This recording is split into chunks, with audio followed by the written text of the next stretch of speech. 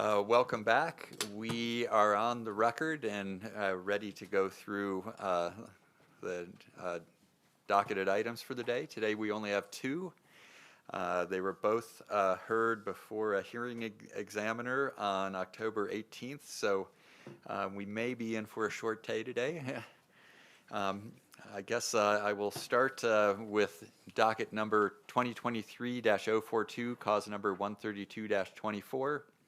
In the matter of the request for agency action of XCL Resources LLC on behalf of XCL ASSETCO LLC for an order pooling all interests, including the compulsory pooling of the interests of certain non-consenting and unknown owners within a 1,280 acre or substantially equivalent drilling unit established for the production of oil and gas and associated hydrocarbons from the Lower Green River-Wasatch formations. I'll now ask for appearance of counsel. Mitch Mayo with Lear & Lear, PLLC, on behalf of the petitioner, XCL ASSETCO in this case. Assistant Attorney General Andrew Haynes on behalf of the Division of Oil, Gas, and Mine. And Elizabeth Harris, Assistant Attorney General, and I act as the hearing examiner in this proceeding. Ms. Harris, I believe I will turn the time over to you. Well, thank you. We did have a hearing examiner proceeding in this case on, I believe, the 12th of October. Both parties were present. We took evidence. The witnesses were present. At the end of the hearing, we determined that XCL had provided sufficient notices of opportunity to the owners that it was asking to be deemed non-consenting, and that those owners had not timely elected to participate in the wells, and therefore they should be deemed non-consenting parties. I found that the proposed JOA included terms that were just and reasonable, and am recommending that that JOA be adopted to govern the future dealings between the parties. I found that the requested 300% non-consent penalty was fair and justified given the economic and geological conditions present with these wells, and I recommend that that amount be imposed. And I found that XCL had met its burden of proof and all the requirements under the statutes and rules to obtain compulsory pooling of these parties. So I have prepared a recommended order and findings and have signed that and submitted it to Julianne for your review and approval. Yes, I have it right in front of me. Perfect. Board, any questions for the hearing examiner? Or I believe we could also ask questions of the other legal counsel here. No, I know several of the board members actually watched the hearing, and they were all very complimentary of how it ran. So I thank you for that. Do we need to? Yes. Make sure the division. Or do we get division? Do I have to give them a chance?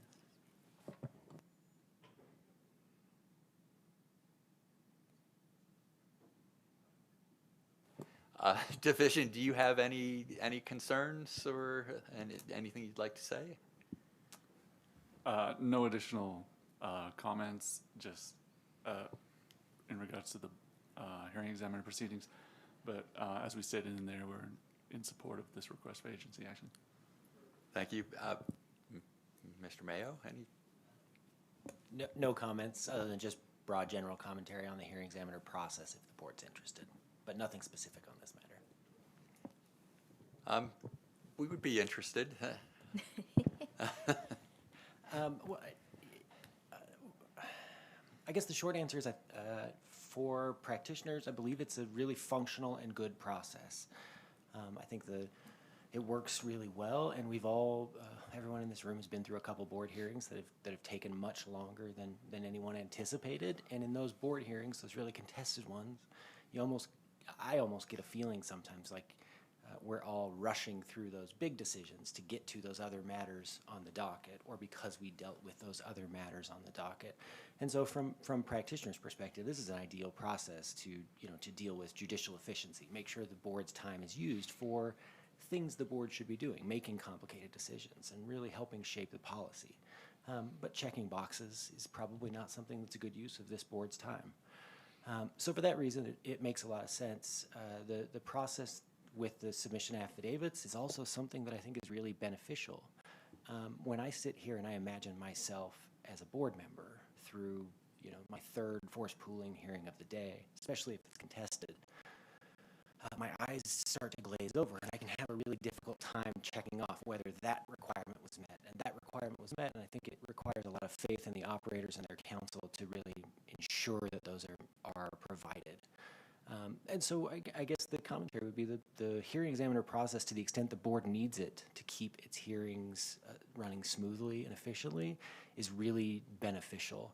I'd also like to remind the board, and I just was reviewing the rules yesterday for a related issue, but the affidavit submission process is exactly what's designed in what the board will start seeing, I would imagine, next year, which is motions to modify existing pooling orders for subsequently drilled wells. In that regulation passed by this board a couple years ago, it expressly states that when you file that motion to modify an earlier pooling order, that you submit with it an affidavit laying out the facts as you know them. And then there's essentially a 30-day objection period. And if no one objects, the order is modified accordingly. And so there is analogs, obviously in litigation, in typical court scenarios, it's done routinely, and there are analogs both before this board and before other administrative bodies in the state. So those would be my two general comments. Thank you for that. Bear with me one moment.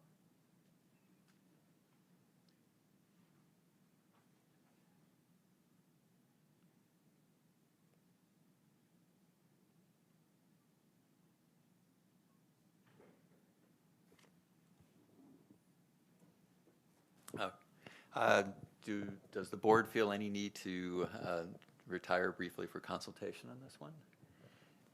If not, I would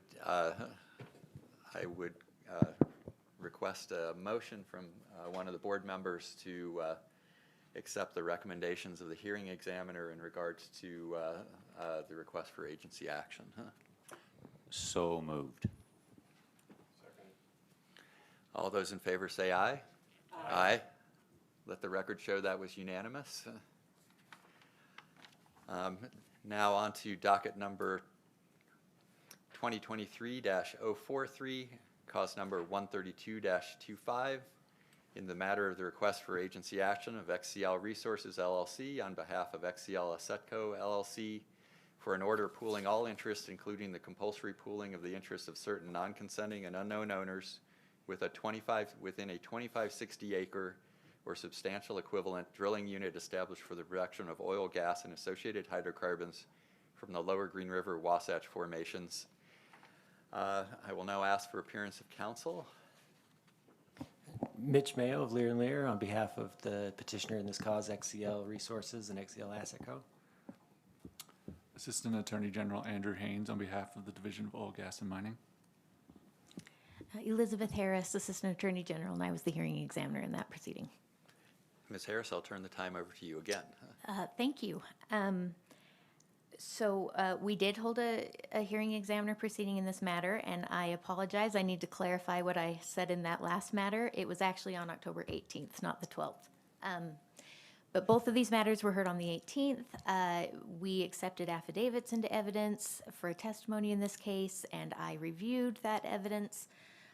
We did have the witnesses present, and we asked questions. After reviewing all the evidence and based on their testimony at the hearing, I found that XCL had provided sufficient and adequate notices of opportunity to the parties that it was seeking to compulsory pool, and that those owners had failed to timely elect to participate and therefore should be deemed non-consenting parties. I found that the proposed JOA included terms that were just and reasonable, and recommend that it be adopted to govern the future dealings between these parties. I found that the 300% non-consent penalty was fair and justified given the economic and geological conditions present with the drilling of this well, and recommend that non-consent penalty be imposed. And I found that XCL had met its burden of proof and met all the requirements of statute and rule to compulsory pool these parties. And I should say, I did Mitch prepared proposed findings, but they have been reviewed by the division and myself, and we have approved those, and I have signed that and presented it to you for approval. Thank you. Board, any questions for Ms. Harris or anyone else that's present here? Just wanted to check, both of these have section 27 and 28, same township and range. It's just, it is different acreage though. That's correct. I'm probably Yeah. best equipped to answer that, if I may. So XCL, last month in September, we had 2 force poolings for XCL. We had another 2 this month. And XCL does what's called batch drilling. They essentially go out and for efficiencies of scale, they drill several wells within adjacent units similarly, and then complete them at the same time. And this provides greater returns and, like I said, efficiencies, economy of scale. So what XCL did in this development is develop sections 15, 16, a laydown drilling unit, 1280, and below that is 21 and 22, and below that is 27 and 28. And so they drilled under their 2560 spacing order granted by this board. The board put in a caveat that they have to drill one 2560. In order to drill a 2560, they have to drill in the 1280s abutting it, to avoid them drilling down a 2560 and holding 4 sections of land. Obviously, that's not a concern in XCL's asset because most of the lands, if not all of them, are held by production. Regardless, so what XCL has done is they drilled, several wells in a 1280, 1 or 2 or 3 in the 2560 that adjoins that, and then they drill in the 1280 and in the 2560 below it, and they complete those. So last month you had a 1280 and the adjoining 2560 that you dealt with and approved. This month it's the same thing. So these 2 are sections 21 and 22, and the 2560 that's comprised of sections 21 and 22 and 27 and 28. Yeah. Any other questions from the board? And have you completed? I have nothing further, thank you. Okay. Division, any last comments? We reviewed the proposed findings as Ms. Harris mentioned, and we're in support of the findings and the request. Mr. Mayo? Only one last comment again on the process. This matter, as with the matter just heard, both involve protests or objections that were filed. And that's a concern typically with this board in referring things to a hearing examiner matter. And I'd like to discuss that with the board to kind of help allay concerns about the way the hearing examiner process works, even if a protest is filed. And in this case, this board is well familiar with Bro Energy LLC, International Petroleum LLC, and through their counsel, Mr. Tony Hunter, they filed responses in both of these causes and said, wait a minute, we have concerns, we believe this, and valid concerns. XCL responded immediately, knowing that a hearing examiner hearing was scheduled, and those concerns were addressed, clarifications made, and the protest was resolved before the hearing and withdrawn. And so I'd like to remind the board that we never know for sure if something is going to be uncontested, and that's something we have to proffer to have it referred to a hearing examiner. Even in those instances when a protest does occur, it's the exact same as here. If it doesn't get worked out, it would have been continued either to this hearing or to next month's hearing. But just to help allay the board's concerns, if any, about referring to hearing examiner and then subsequently being protested. With that, I'd rest. No, that's an important point you've made, and that does help, I think, the board's comfort level. Huh?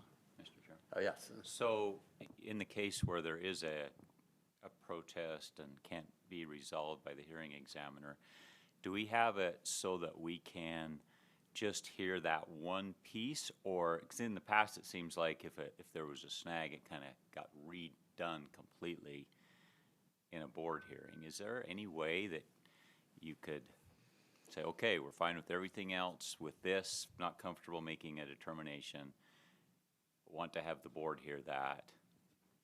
Is that possible? From my perspective, absolutely.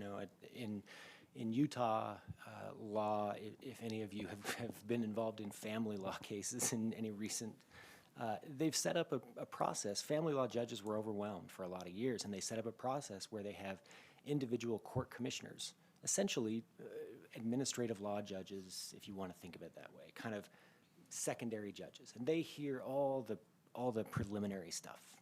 And a lot of times what they'll do is they'll say, you know, I'll decide on this and I'll decide on this, but I'm going to reserve on this big issue for a full presentation to the judge. I think something like that could work in this instance. But just to be clear, under my current understanding of the board's preference, if the protest had maintained, we most likely would have just continued it to next month to try and avoid any concerns by the board that the hearing examiner may not be the right forum to address those.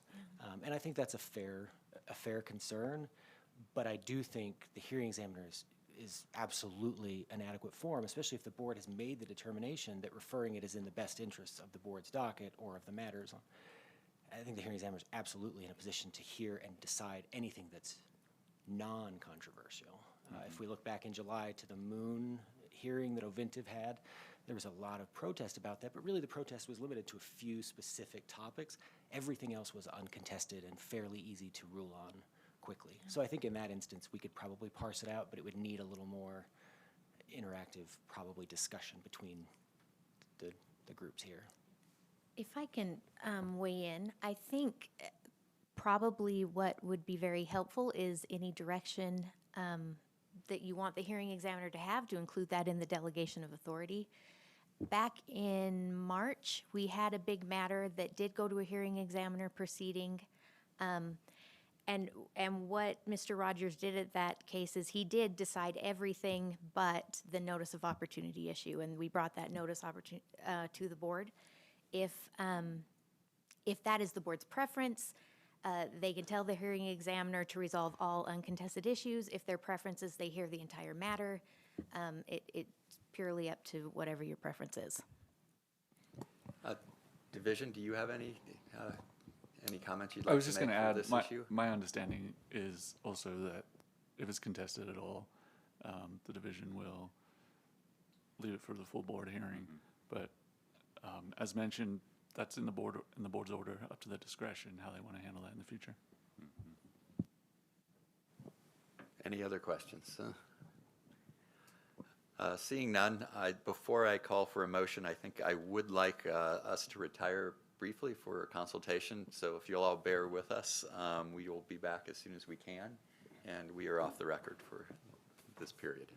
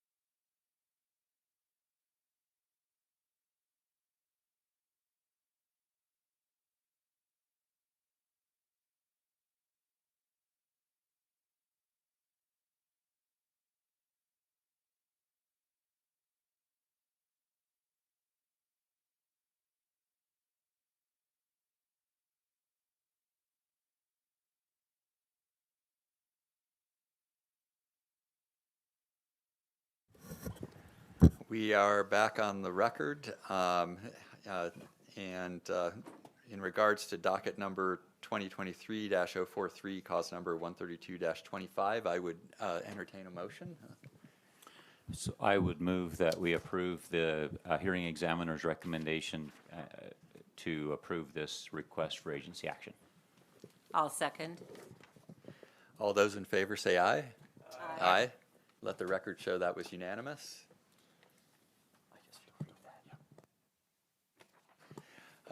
There is a third docket number 2023-044, cause number 470-11.